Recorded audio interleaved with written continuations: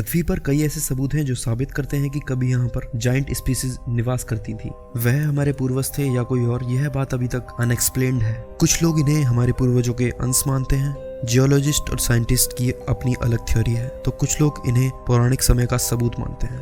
क्या सच में यह प्रूफ्स हमारे पूर्वजों के हैं या यह हमें कुछ और बताते हैं? आइए इसके बारे में बात करते हैं।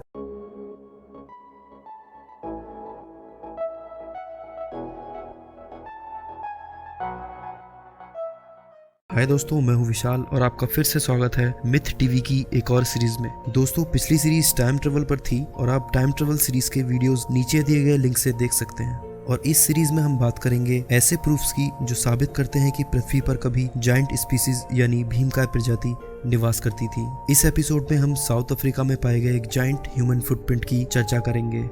दोस्तों, माना जाता है कि यह फुटप्रिंट लगभग 20 करोड़ साल पुराना है, जो कि 1912 में एक साउथ अफ्रीकन टाउन प्लूजी के पास एक शिकारी ने खोजा था।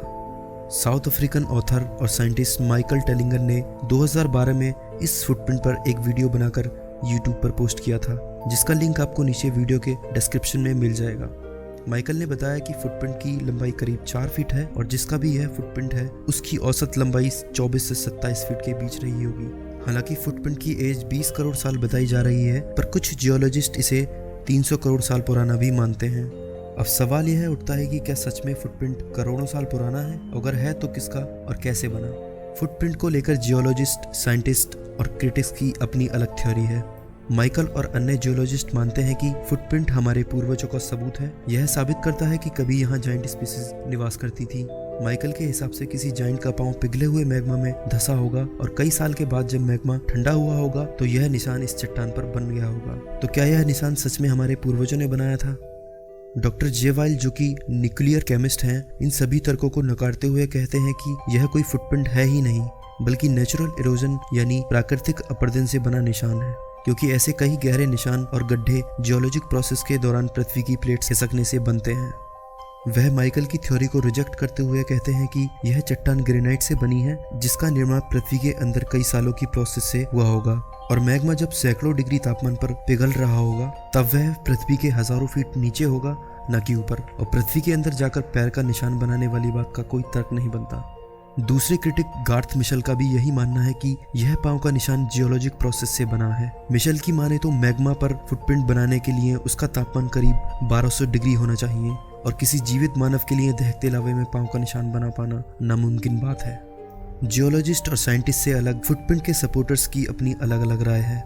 कुछ लोग इसे पौराणिक समय में मौजूद अलौकिक शक्तियों का सबूत मानते हैं, यहाँ तक कि प्लूजी टाउन और वहाँ के अन्य निवासी इसे फुटप्रिंट ऑफ गॉड के नाम से भी बुलाते हैं। कुछ लोग मानते हैं कि इसे प्राग ऐतिहासिक मानवों द्वारा बनाया गया था। कुछ का कहना है कि यह दुनिया के पहले आदमी एडम का फुटप्रिंट है। स्पिरिचुअल टच से प्रभावित कई अन्य तर्क और भी हैं।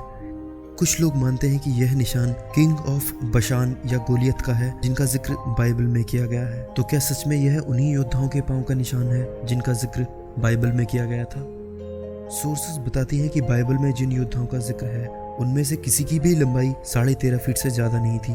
किंग ऑफ बशान 13.5 फीट और गोलियत की लंबाई 10 फीट थी और फुटप्रिंट आकार के हिसाब से योद्धाओं के आकार से मेल नहीं खाता। तो आखिर यह निशान बनाया किसने?